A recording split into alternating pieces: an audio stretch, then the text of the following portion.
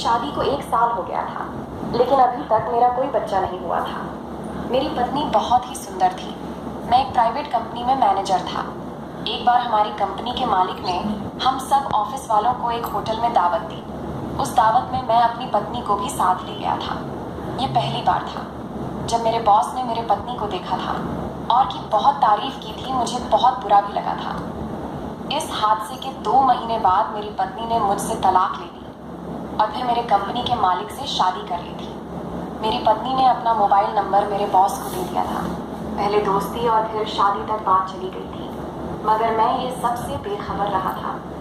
मुझे तो तब पता चला जब मेरी पत्नी ने तलाक के लिए अदालत में मुझ पर केस कर दिया था और मैंने उसे तलाक दे दी थी। वह तो मेरे बॉस की वजह से मुझे छोड़ गई थी।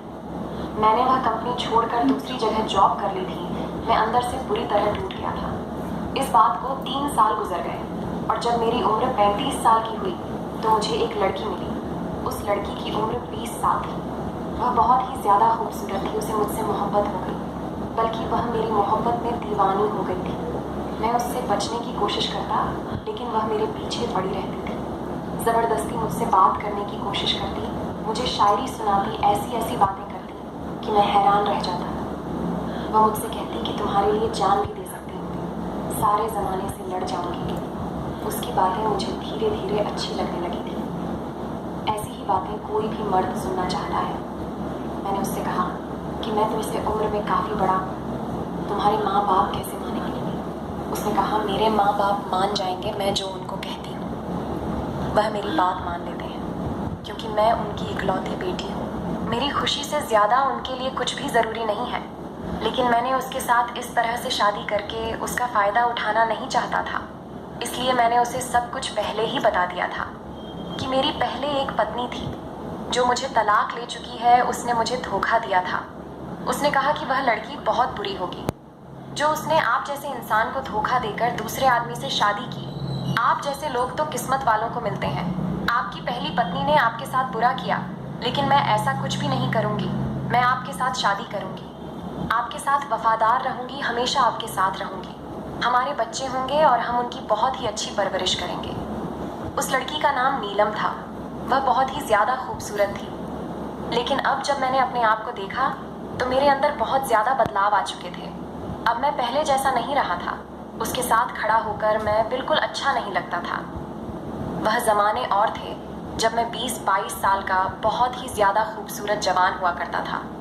उस समय मैं अपना बहुत ख्याल रखता था। पहली पत्नी से धोखा खाने के बाद मैंने अपना ख्याल रखना छोड़ दिया था। अब मेरी उम्र 35 साल थी, लेकिन लगता था कि मैं 40 साल का हो चुका हूँ, क्योंकि मैंने अपने आप को समय देना छोड़ दिया था। ना जाने क्यों समय से पहले ही मेरी दाढ़ी और बाल भी सफ़ेद हो गए थे। मेरी दूसरी पत्नी ने मेरी पुरानी तस्वीरें देखकर ही मुझसे मोहब्बत की थी, क्योंकि हमारी दोस्ती फेसबुक पर हुई थी और फेसबुक पर मेरी बहुत ज़्यादा पुरानी तस्वीरें थीं। मगर अब उसने मुझे देख लिया था। शायद वह इस एहसास में आ गई थी कि अगर वह पीछे हटी तो मैं उससे कहता कि तुम भी बेवफा निकले। शायद वह मेरे सामने शर्मिंदा नहीं होना चाहती थी, क्योंकि उसकी उम्र अभी केवल 20 साल की थी। नीलम ने किसी तरह मेरा पीछा नहीं छोड़ा, और फिर मैं भी तो मर्द था। उसकी कमसिन जवानी और उसकी खूबसूरती को देखकर मैं भी उसका दीवाना हो गया। मैंने नीलम से शादी कर ली। शादी की पहली रात जब मैंने उसे बाहों में लेकर प्यार किया तो वह मेरे सीने से चिपक गई थी। मैंने उसे शादी की पहली ही रात बहुत अच्छी गुजरी और वह मेरी और भी ज़्यादा दीवानी हो गई थी। शादी के बाद मैं नीलम का बहुत ध्यान रखता था। कहते हैं कि शादी के शुरू के दिनों में मर्द और औरत दोनों की अक्ल ना के बराबर रह जाती है। उन्हें एक दूसरे के अलावा कोई नज़र नहीं आता। कुछ लोगों के लिए यह समय 2 हफ्ते से 1 महीने तक का होता है, और वह एक दूसरे के लिए इतने पागल होते हैं कि उनको ऐसा लगता है कि जैसे उनकी शादी को सिर्फ 1 हफ्ता ही हुआ है। वह सिर्फ एक दूसरे में बिजी रहते हैं, किसी दूसरे से मतलब नहीं रखते। लेकिन हमारा मामला कुछ अलग था। धीरे धीरे हमारी शादी को 4-5 महीने गुजर गए, लेकिन कुछ भी कहो हम एक दूसरे के साथ खुश थे। एक दूसरे के साथ बातें करना, बाहर आना जाना, छोटी छोटी बातें, एक दूसरे की नोट करना। वह मेरी पसंद के कपड़े पहनती थी, मैं उसकी बहुत तारीफ़ करता। हम एक दूसरे को गिफ्ट देते, रोज़ाना बाहर आते जाते, डिनर करते। वह कहती कि खाना नहीं बनाया, तो मैं कहता चलो बाहर खा लेंगे, और मैं उसे शॉपिंग भी करवाता था। नीलम के अलावा इस दुनिया में मेरा कोई नहीं था। मैं जो भी कमाता था वह सारा का सारा नीलम पर ही खर्च कर देता था, पर ऐसा करके मुझे खुशी भी मिलती थी। मुझे अब कोई टेंशन नहीं थी। धीरे धीरे मैं अपनी पहली पत्नी के धोखे को भूल गया था। उसने मुझे बहुत दुख दिए थे। उस लालची औरत ने मेरी जिंदगी बर्बाद की थी। मगर अब मेरा जो कुछ भी था वह मेरी पत्नी नीलम का था। मेरे पैसे, मेरा शरीर, मेरा सारा समय। लेकिन अचानक से पता नहीं क्यों नीलम का रवैया मेरे साथ बदलने लगा था। ऐसा लगता था सब कुछ ठीक है, और हकीकत में भी सब कुछ ठीक था, मगर कुछ ऐसा महसूस होता था कि जैसे धीरे धीरे सब कुछ बदल रहा है। मेरी पत्नी नीलम मुझसे दूर दूर रहने लगी थी। पैसों की मेरे पास कोई कमी नहीं थी। मेरी जॉब बहुत बड़ी कंपनी में थी। हम लोग अकेले एक घर में रहते थे। मेरे काफ़ी अच्छे दोस्त थे। वह सब अमीर घरों से संबंध रखते थे। सबके पास अपनी अपनी गाड़ियाँ थीं। मुझे भी कोई समस्या नहीं थी। मेरी पत्नी को तो खुश होना चाहिए था, लेकिन पता नहीं क्यों वह मुझसे दूर दूर रहने लगी थी। एक दिन उसने मुझे साफ साफ कह दिया कि आप दूसरे कमरे में जाकर सोया करें। आप खर्राटे लेते हैं तो मुझे नींद नहीं आती। मुझे तो पता ही नहीं चला कि मैं कब खर्राटे लेने लगा था। खर्राटे तो बूढ़े लोग लेते हैं या फिर ऐसे लोग जिनका वजन ज़्यादा होता है, लेकिन यह मेरे साथ क्या हो रहा था। मुझे अपनी फ़िक्र करनी चाहिए थी, लेकिन मैंने अपनी फ़िक्र नहीं की थी। मुझे नीलम की बातों पर अब गुस्सा आने लगा था। मैंने उससे कहा, तुम अपने पति को कमरे से निकाल रही हो?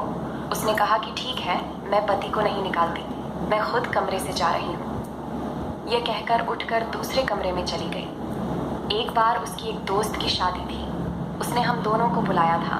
मैं नीलम से कहा कि चलते हैं, वह तुम्हारी इतनी पक्की सहेली है, हमें ज़रूर चलना चाहिए, वह तुमसे मिलने भी आती है। तो नीलम कहने लगी कि मैं नहीं जाएंगी। मैंने कहा, क्यों नहीं जाएंगी? उसने कहा, बस मेरा दिल नहीं कर रहा। मैंने कहा, वह तो तुम्हारी बहुत अच्छी दोस्त है, तुम्हारी शादी में भी आई थी, इतने सारे तोहफे भी लाई थी। तब मेरी पत्नी ने कहा कि मैं नहीं जाना चाहती, वहाँ पर लोग मेरा मजाक बनाएंगे। नीलम की बात पर मैं हैरानी से उसका मुंह देखने लगा।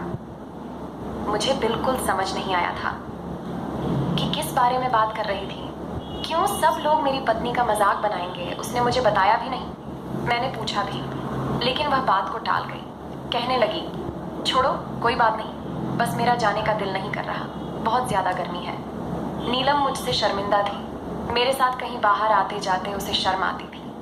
ये बात तो मुझे समझ आ गई थी, लेकिन मुझ में ऐसी क्या कमी थी, ये बात समझ में नहीं आ रही थी।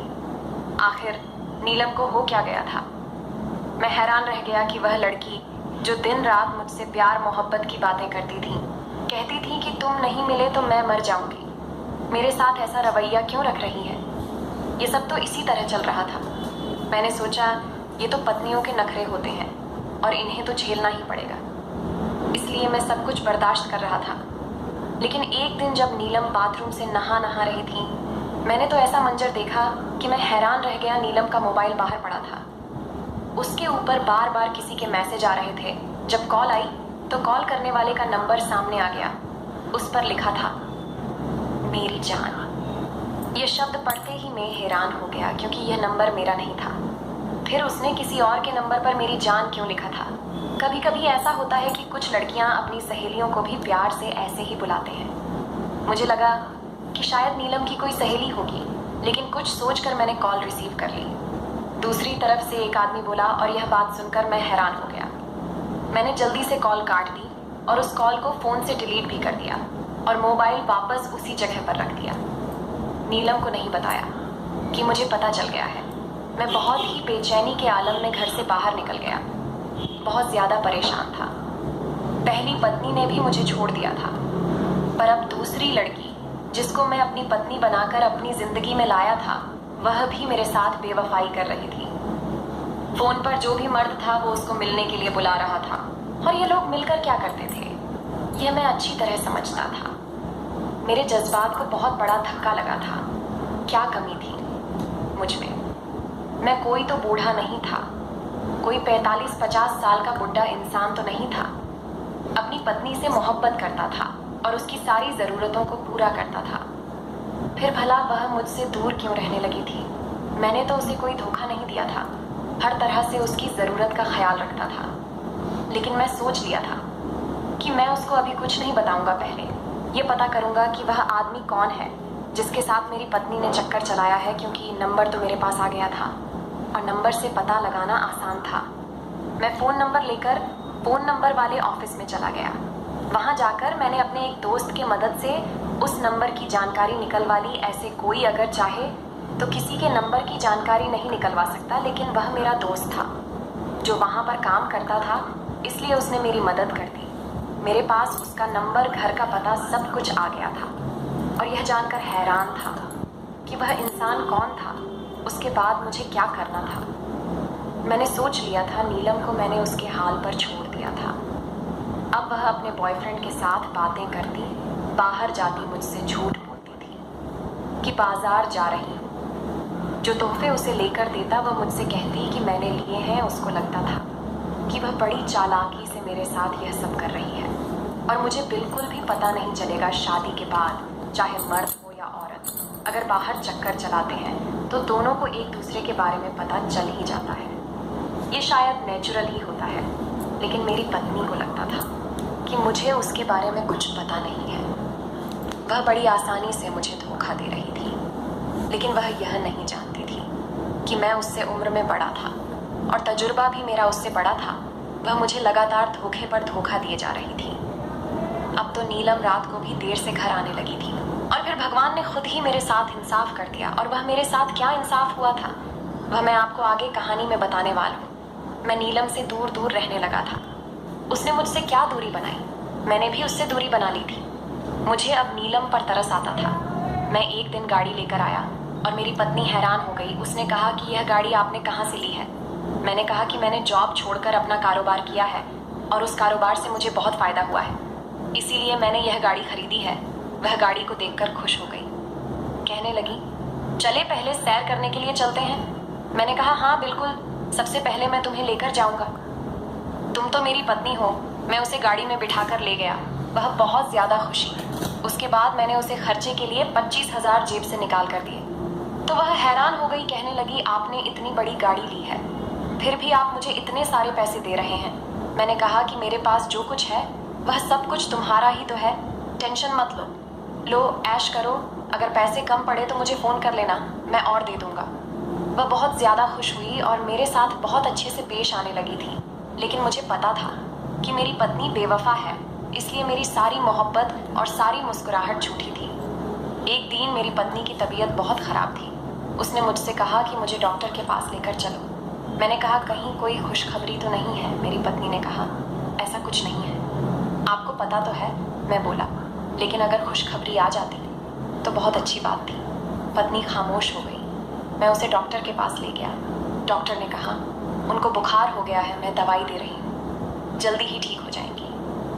लेकिन उसके बाद नीलम की तबीयत ख़राब होती जा रही थी। उसको बहुत ज़्यादा खांसी हो गई थी। खांस कर उसकी बुरी हालत हो गई थी। उसकी आंखों के नीचे काले गड्ढे पड़ गए थे।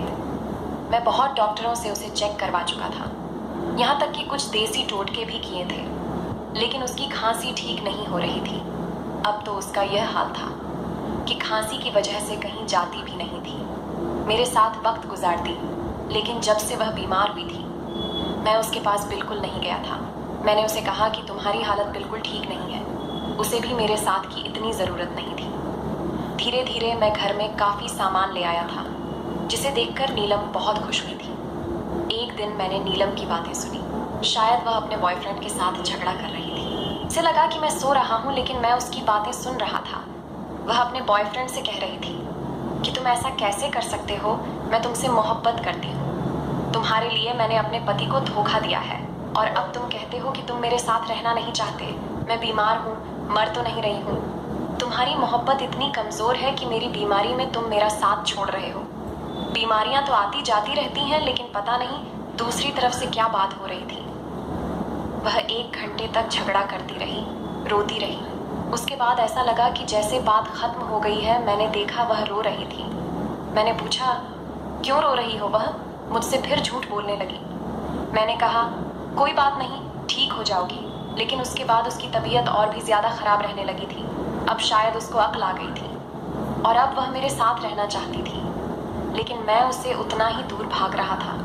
वह बहाने बना बना कर अब मेरे पीछे पीछे घूमने लगी थी। धीरे धीरे उसकी तबीयत और भी ज़्यादा ख़राब रहने लगी। मैं उसको किसी दूसरे डॉक्टर के पास लेकर गया।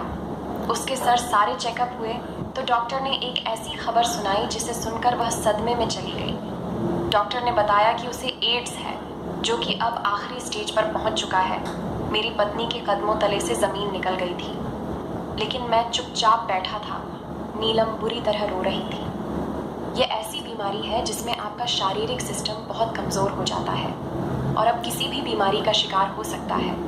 आपकी बॉडी आपको इस बीमारी से नहीं बचा सकती। खांसी बुखार तो हर समय ही रहता है। नीलम की किडनी में भी प्रॉब्लम हो गई थी।